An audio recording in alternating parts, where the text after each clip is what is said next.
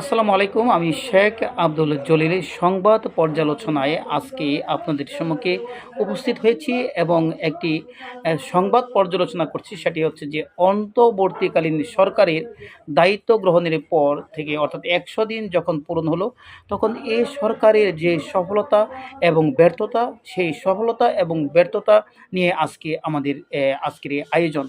পাশাপাশি আমরা আলোচনা করব এই সফলতা ব্যর্থতার সাথে এই অন্তর্বর্তীকালীন সরকারের প্রতি কিন্তু জনগণেরও অনেকটা প্রত্যাশা ছিল। তবে সেই প্রত্যাশা অনুযায়ী এই অন্তর্বর্তীকালীন সরকার কতটুকু প্রত্যাশা পূরণ করতে পেরেছে কিংবা সামনে কতটুকু প্রত্যাশা পূরণ করবে সেটা নিয়ে আজকে আমি কথা বলছি আপনাদের সাথে। তো এ ব্যাপারে আপনাদের কোনো মতামত থাকলে অবশ্যই আমাদের মতামত দিতে পারেন। কমেন্টসে আপনারা মতামত লিখতে পারেন। আমরা আপনাদের মতামত অনুযায়ী সামনে নতুন কোনো ভিডিও বা নতুন কোনো কনটেন্ট আমরা তৈরি করব। দর্শক, অন্তর্বর্তীকালীন সরকার দায়িত্ব গ্রহণের পর এদেশের জনগণ, বেশিরভাগ জনগণের একটা প্রত্যাশা ছিল এবং আশা ছিল যে অন্তর্বর্তীকালীন সরকার অর্থাৎ ডক্টর ইউনূসের নেতৃত্বাধীন এই সরকার সম্ভবত বাংলাদেশের চিত্র একেবারে পাল্টিয়ে দিবেন। কারণ আমরা যতটুকু দেখেছি ইউনূস সরকারের কিন্তু আপনার আমেরিকার সাথে অর্থাৎ যে বিগত যে সাবেক প্রধানমন্ত্রী ছিল জো বাইডেন, ওনার সাথে ভালো একটা সম্পর্ক ছিল।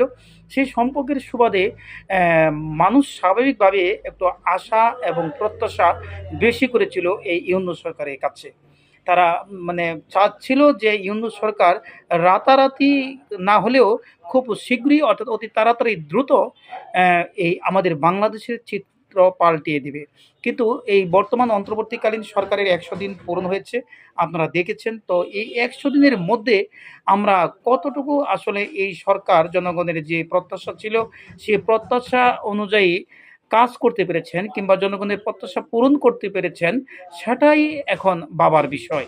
যেহেতু আমার এই চ্যানেলটির নাম আপনার সংবাদ পর্যালোচনা, সেহেতু আমি সংবাদ পর্যালোচনা করছি এবং এর পাশাপাশি সংবাদ পর্যালোচনার পাশাপাশি এই দেশের বিভিন্ন লেখকদের অর্থাৎ যারা রাষ্ট্র নিয়ে ভাবে, যারা রাষ্ট্র নিয়ে লেখে, তাদের লেখা আমি আপনাদের সাথে মানে প্রকাশ করব এবং সেটা পর্যালোচনা করব। তো সে সুবাদে আমি ১৬ নভেম্বর আপনার দৈনিক সমকাল, দেশের একটি শীর্ষস্থানীয় পত্রিকা দৈনিক সমকালের একটি লেখা আমি আপনাদের সাথে পর্যালোচনা করছি। যে লেখাটি লিখেছিলেন আপনার এম এম আকাশ, প্রাক্তন অধ্যাপক, অর্থনীতি বিভাগ, ঢাকা বিশ্ববিদ্যালয়।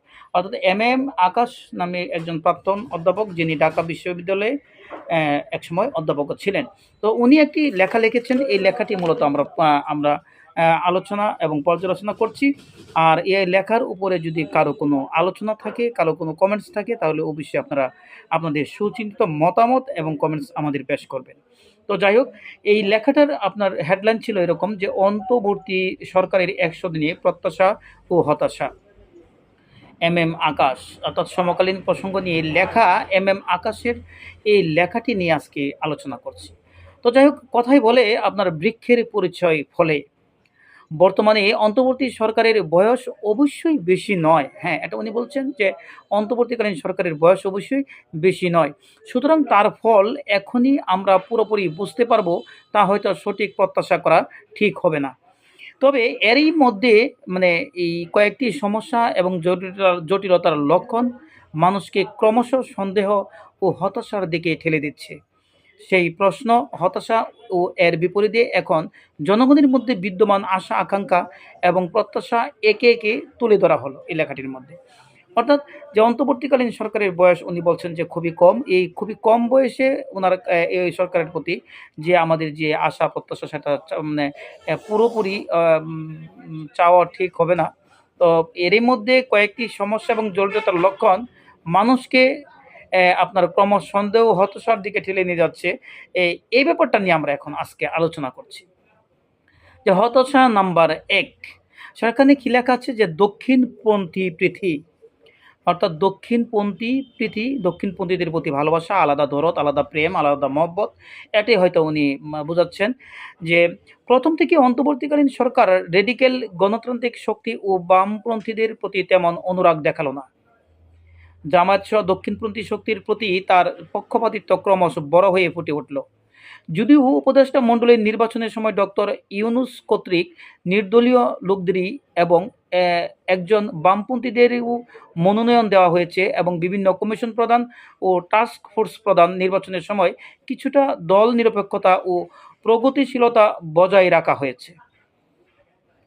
অর্থাৎ এখানে যে দক্ষিণ পন্থা প্রীতি এই ব্যাপারটা উনি এই ব্যাপারটা মানে বুঝিয়েছেন যে প্রথম থেকেই অন্তর্বর্তী সরকার রেডিক্যাল গণতান্ত্রিক শক্তি ও বামপন্থীদের প্রতি তেমন একটা অনুরাগ দেখালো না। অর্থাৎ উনি দক্ষিণপন্থীদের প্রতি একটা অনুরাগ মানে দেখালো আর কি। যাই হোক, ২ অনিশ্চিত গণতন্ত্র।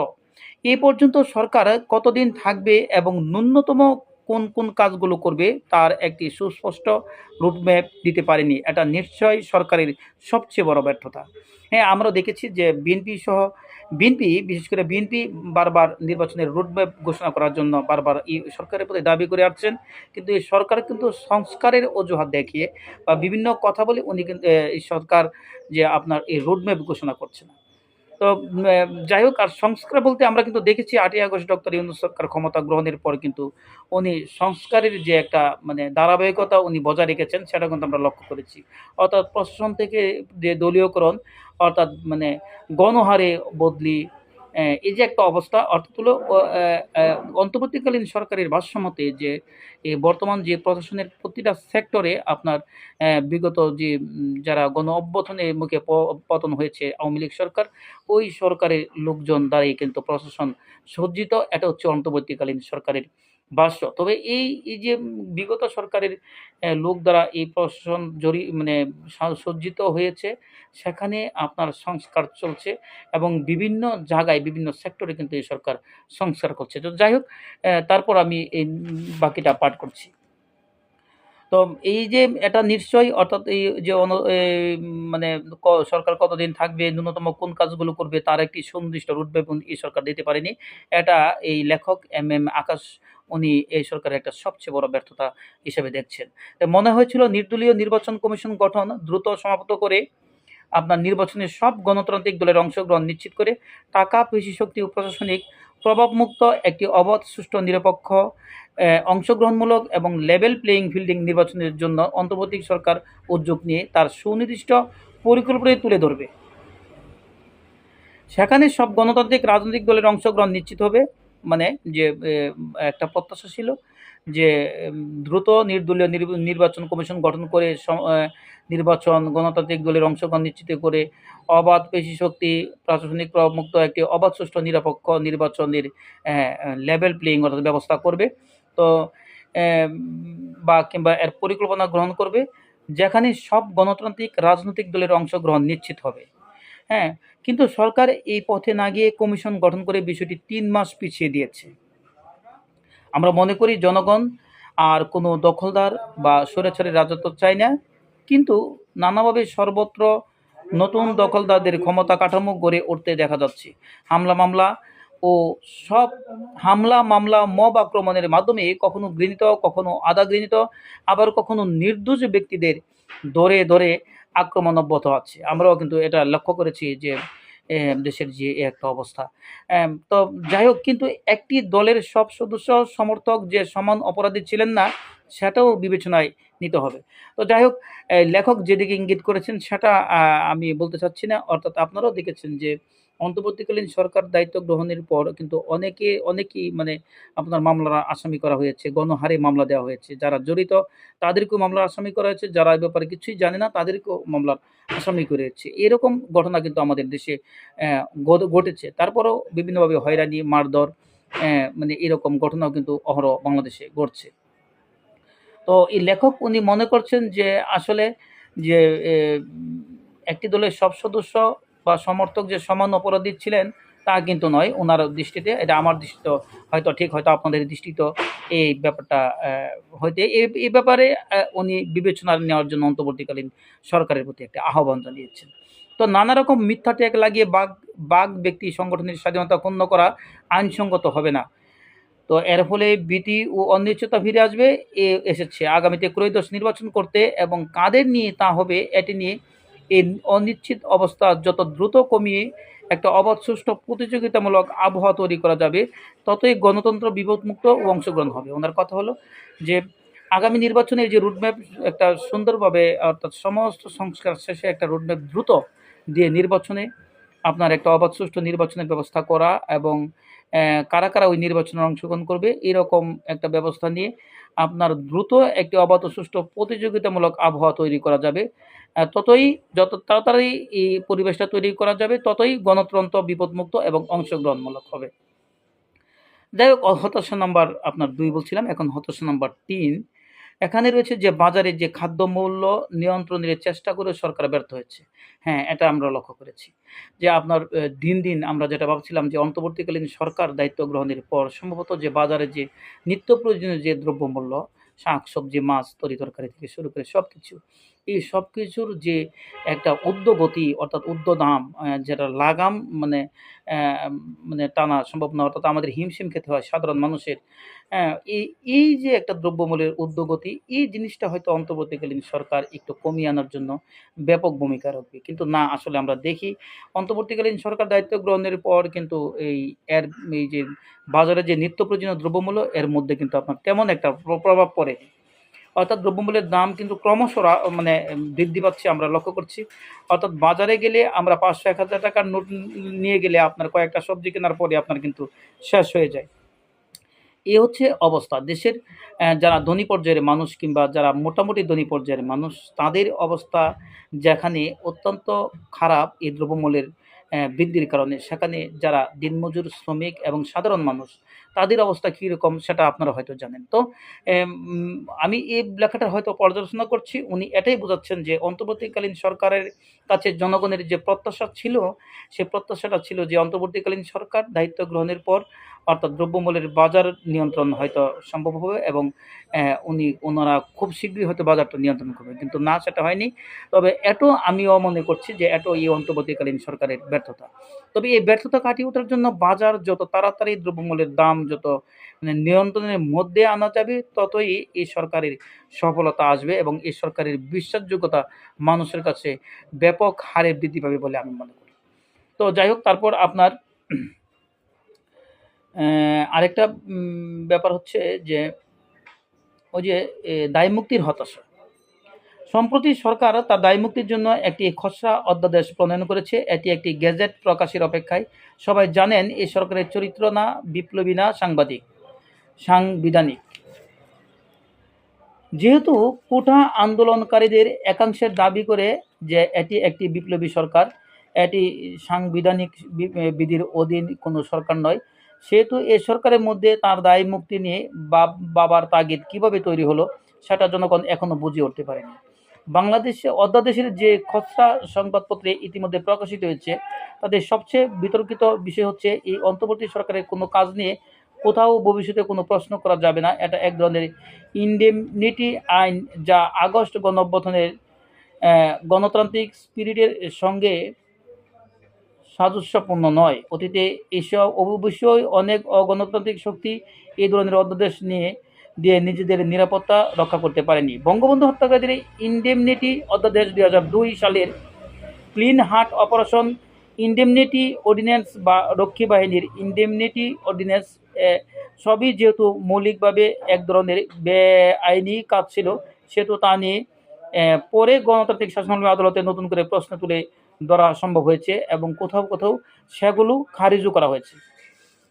অর্থাৎ এখানে যেটা আলোচনা হয়েছে যে আপনারা জানেন যে আমরাও দেখেছি সম্প্রতি এই অন্তর্বর্তীকালীন সরকার কিন্তু একটা আইন করেছেন, অর্থাৎ যে এই অন্তর্বর্তীকালীন সরকারের যে কাজ করছেন, সংস্কার বলেন বা তারা যাই করছেন, এটা নিয়ে ভবিষ্যতে যে সরকারি ক্ষমতায় আসে, যে তারা এসে কোনো প্রশ্ন করতে পারবে না, তারা এসে তাদেরকে কোনো মানে জবাব দিয়ে তারা কাঠগড়ায় করাতে পারবেন না।